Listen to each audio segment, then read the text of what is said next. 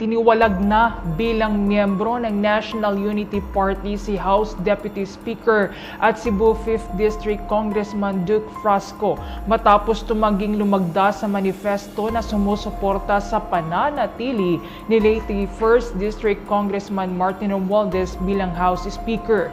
Sa isang statement, ipinaliwanag ni NUP President at Camarines Sur 2nd District Representative El Rey Villafuerte na ang unilateral decision ng mambabatas ay isa daw hayagan na paglabag sa opisyal na posisyon ng partido para suportahan si Romualdez na manatili sa kanyang posisyon bilang leader ng Kamara sa susunod na 20th Congress. Git pa ni Villafuerte na dapat na tinalakay muna ni Frasco ang kanyang taliwas na posisyon sa liderato ng NUP sa halip na lumabas sa publiko at labagin ang unanimous decision ng partido. Sa hiwalay naman na pahayag, nilinaw ni House spokesperson Princess Abante na sa mababang kapulungan malinaw ang prinsipyo nito kung saan ang suporta ay hindi niya ipinipilit bagkos ay kusang loob na desisyon ng bawat kinatawan at ito niya iginagalang ng liderato ng Kamara. Ito po nakakagulat ang aga po magparamdam ng mga congressman. Ito po kapapasok-pasok lang ng balita. Cebuano Solon refuses to sign manifesto to support Romualdez.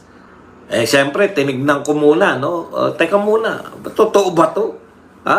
Mayroong congressman na ayaw sumuporta, ayaw pumirma.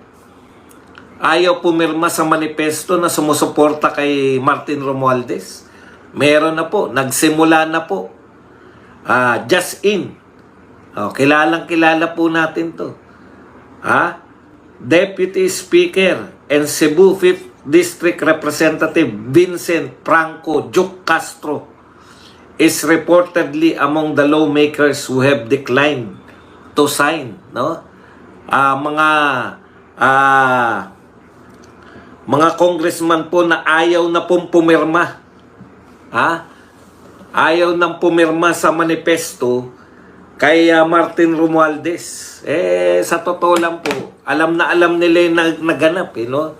Yung pagiging malapit nila, yan yung kinatalo. Kung gusto nilang manatili pa bilang mga puwersa, kamag-anak ni Gwen yan, di ba? Ano yan? Ni Gwen Garcia. Ano to manugang, di ba? Sa pagiging malapit, isinusuka na sila ng mga Cebuano. Dagdag pa rito, while no official explanation has been issued, kahit wala pa pong opisyal, no, hindi pa po nagpapaliwanag si Frasco, sources says growing discontent is simmering within the House. Lumalaganap na po ang discontent. Lumalaganap na po yung damdamin po ng mga congressman na ayaw na nila. Particularly among lawmakers from the Visayas and Mindanao. Taga Visayas at Mindanao po. Sila po ang mga unang babaliktad.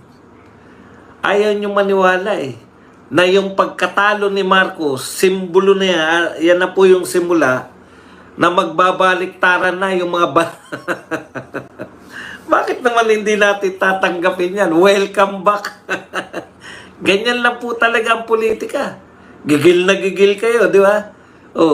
Ganyan lang po ang politika sa Pilipinas. Kung sino po yung nasa power, lagi po nariyan yung mga congressman.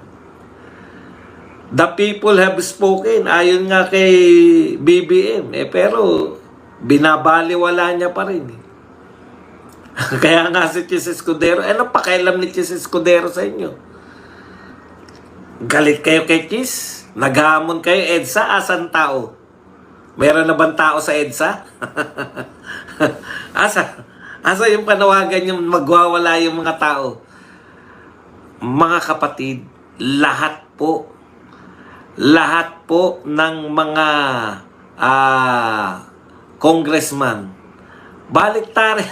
Kayo naman, no? Para mga kakampi ni Duterte karamihan dyan Akala nyo ba yung loyalty niya nasa tao? Ha?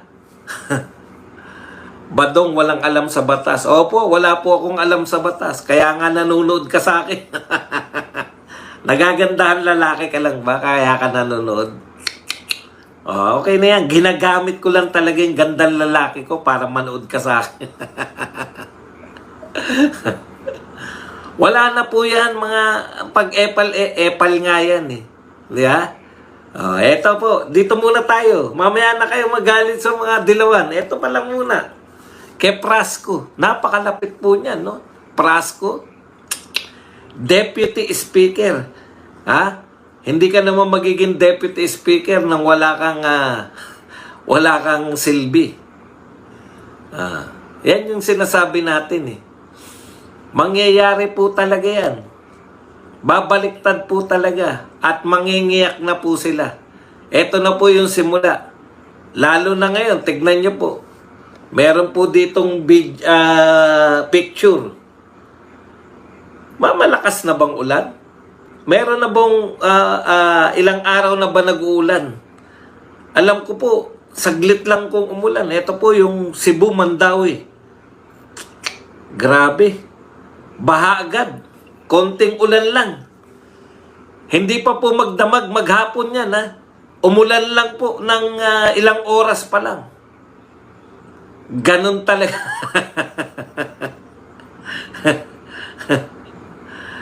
Ano nangyari kay Prasco? Talagang baliktarin po.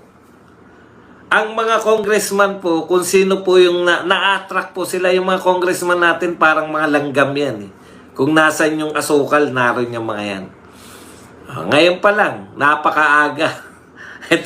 Ito si BBM ang pinakamaagang inaalisan ng mga tao. Napakaaga. No?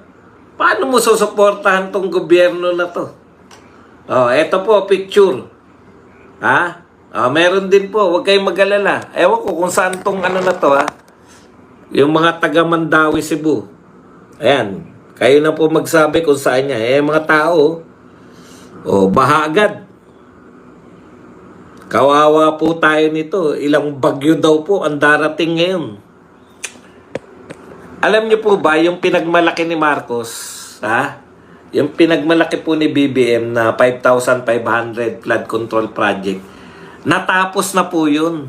2024. Ngayon po, meron pong additional na 5,000. So kung sinabi niya po, kung sinabi po ni BBM yan nung nakaraang SONA po yan eh. Isang taon na po, di ba? Pinagmalaki ni BBM ngayong SONA ito, tapos umulan. Di ba? Ano yan eh, yung yung anong tawag doon, yung yan po yung nature's justice. Pinagmamalaki mo na may 5,500 ka. Asa na po yung flood control projects? Dinagdagan po yan. Meron uling budget na kasindami po o mas marami pa po yung binudget ngayon, 2025, sa flood control. Ibig sabihin, dapat nadala na, di ba?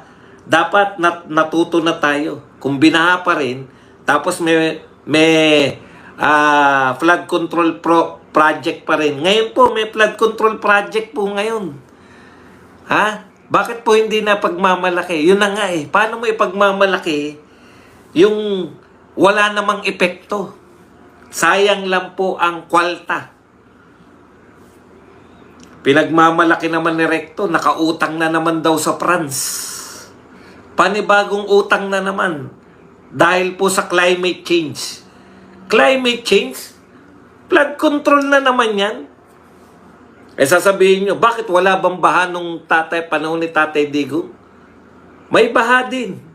Pero walang kasing laking flood control projects. Yun po yung pagkakaiba eh.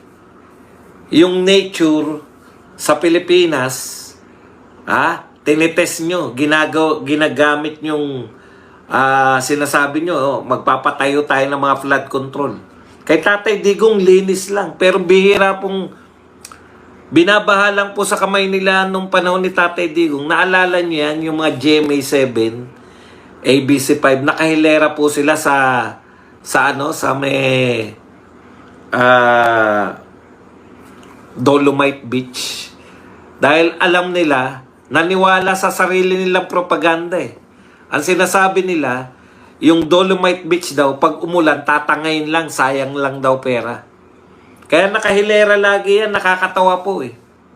Nung una pa lang yung Dolomite Beach, pag umuulan, nakahilera yung mga ABC5, GMA7. Oh. Ay anong pong nangyayari? Wala sila nakita, hindi po tinatangay. Mga bugok nga. Puta.